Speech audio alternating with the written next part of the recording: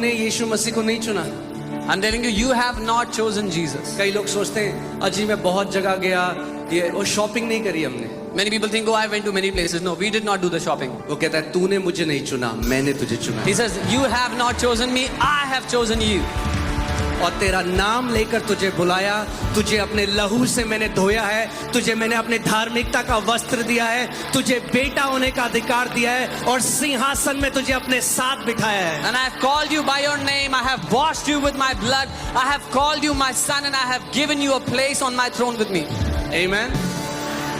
उसका वचन कहता है एक दूध पीते बच्चे को उसकी माँ तो भूल सकती है, उसको त्याग सकती है, पर ना मैं तुझे कभी भूलूंगा और ना कभी त्यागूंगा। His word says a nursing mother can leave her child, but I will not leave you nor forsake you. Amen. और वो कहता है देख मैं तेरे लिए जाकर जगह तैयार करता हूँ, And he says, जहाँ behold, मैं हूँ वहाँ तू भी मेरे साथ अनंत में रहे। he says, behold, I go and prepare a place for you, so that where I am, you will also be. Amen. अगर आप मसीह के हो तो आप इतने ब्लेस्ड हो, इतने ब्लेस्ड हो, इतने ब्लेस्ड हो। If you belong to Christ, then you are blessed. You are blessed. You are blessed. Amen. सबसे बड़ा धन हमारे पास है We have the greatest treasure, कि हम उसके हैं। that we belong to Him. Amen. Amen. हाँ, उसका एक कॉस्ट है, There is a cost to that. उसका दाम ये है कि लोग आपकी निंदा करेंगे। The cost is that people will criticize you. उसका दाम ये है कि लोग आपके लिए बुरी भरी बातें कहेंगे। That people will say evil things about you. उसका दाम ये है कि आपके बारे में अफवाहें फैलाई जाएंगी। That people will spread rumors about you. वो कहता है तुम्हारे अपने तुम्हारे त्याग देंगे, He says your own will forsake you. मगर वो कहता है जब तुम मेरे नाम के कारण सताए जाओ तो तुम बड़ा रिजॉइस करना, आनंद मनाना, क्योंकि बड़ा प्रतिफल मैंने तुम्हारे लिए स्वर्ग में रखा है। But he says when they torture you, when they do things against you for my name's sake, rejoice because you have a great reward in heaven. Amen. हम लोग करोड़ों बार भी उसको धन्यवाद दें वो भी कम है। We cannot thank him enough even if we do it thousands of times, hundreds of times. Amen. उसका अनुग्रह इतना महान है, उसकी दया इतनी महान है। बाइबल कहती है हमें इयॉन्स लगेंगे, यानी बिलियन साल लगेंगे समझने के लिए उसकी दया को, उसके प्रेम को, उसके अनुग्रह को। His love is so amazing, his goodness is so great. Bible says it will take us ages, eons to understand his goodness, his love.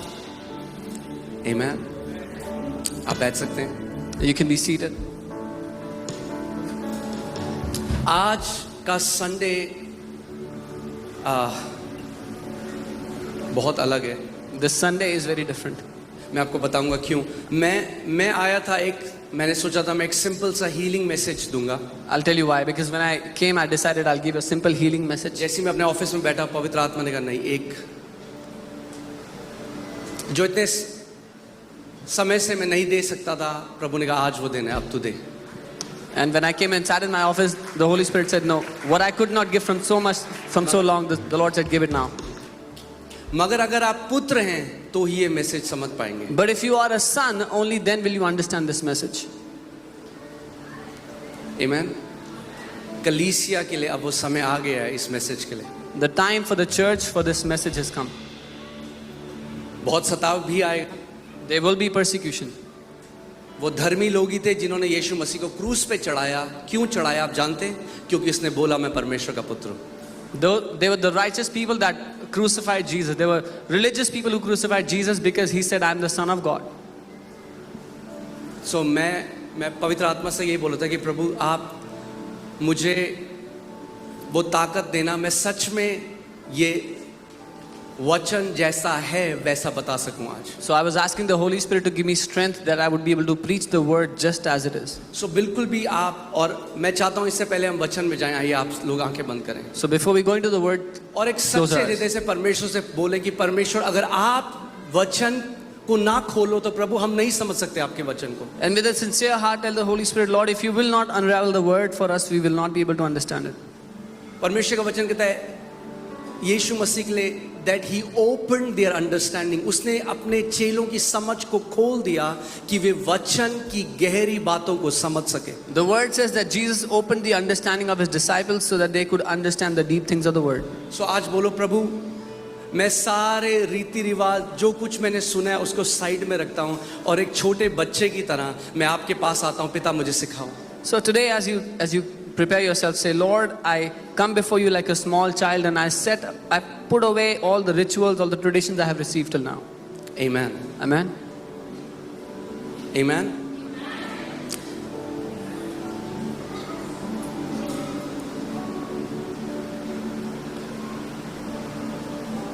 जब हाल में हम बताने लगे कि परमेश्वर चंगा करता है, परमेश्वर बीमार नहीं करता, पूरा हमारा इनबॉक्स भर गया अटैक से, क्रिश्चियन से. When we started, गलत शिक्षा है. परमेश्वर ये देखो ये स्क्रिप्चर, ये देखो ये स्क्रिप्चर, परमेश्वर बीमारी भी देता है. when we started talking about the goodness of God and how God does not give sicknesses but He heals, our inbox was filled with so many hate messages. People saying, "No, you're wrong. You're giving wrong teaching. This is wrong teaching. See, look at this word. God gives sickness." मैं धन्यवाद करता हूँ आज पवित्र आत्मा ने मुझे permission दी कि मैं अब शेयर कर सकता हूँ. I thank the Lord that Holy Spirit allowed me today, permitted me to share this. John 16 verses 12 to 13. यूहन्ना 16 उसका 12 और 13. Jesus saying, I still